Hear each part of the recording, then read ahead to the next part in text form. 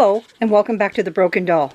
So I come to you tonight with the Shirley Temple doll again, and I want to show you what I've done. Now this is what it looks like when you put the spackling on the body, and like I said, I didn't mention this, but you want to be really careful when there's landmarks like the name or any type of copyrights or anything.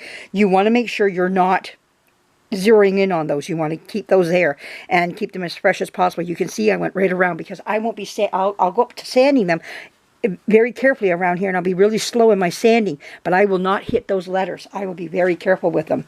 I will do as little as I have to those letters, even the ones on the back of her neck.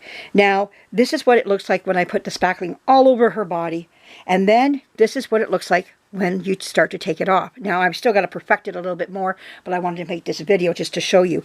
But you can see the nicks that were in her body now are filled up with white, and now that would be sanded a little bit more, but I just want you to look at the nicks. You can see them, they're filled up with white. That's where paint would go into. Instead, the spackling went into it instead. So I hope you're able to see that on here. Now, it doesn't mean that they're done. I'm done with the spackling. I'll wipe this down after I'm done, give it a very thin coat of paint, and let's see where they fall in again. If it looks pretty good, I'm fine with it.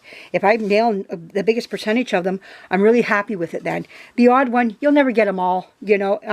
I try to get as many as I can, but I just wanted to show you what it looks like once you've taken, you start sanding down some of the spackling off, just to give you an idea what I was talking about. Especially here, you can see, look at all the little dents and everything. A lot of those weren't mine. Some of them are, but some of them are just from play. And it could even come from the factory itself. I never even thought about that one to just now, that the factory could have done some issues with it just as well. So I'm trying to get you to see as much as you can. There we go. See there up close?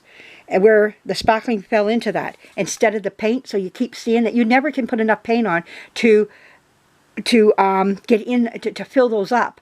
So this is one way that what I use. Now, you don't have to do this if you don't want to.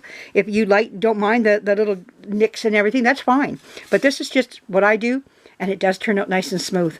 So when you put your paint on, you'll see when I'm done and I'm ready to really put the good coat of paint on it, you're going to see how nice this turns out and how the paint just goes right over on top. You won't see any of that. It looks like a real brand new 1930, or I think this is a $40. I can't remember. I got to take a look at her eyes. And I think she came out in the 40s, I think it was. I can't remember what year the 27-inch came out. But anyhow, whatever. Beautiful, beautiful, you know, when it's done. This is all your preliminary work before you even start to put a paintbrush on her. So lots of stuff to do yet to this doll, and we'll get there. Okay, thank you for joining me, and more to come. I'm going to say this is enough for tonight. I just want to come out here and give you make this video up, and tomorrow I'm going to really start on this doll. I got to go do an errand, and then I'll be back, and we're going to start sanding this doll down. Anyhow, have a great day tomorrow, so we'll be talking to you again soon. Bye-bye.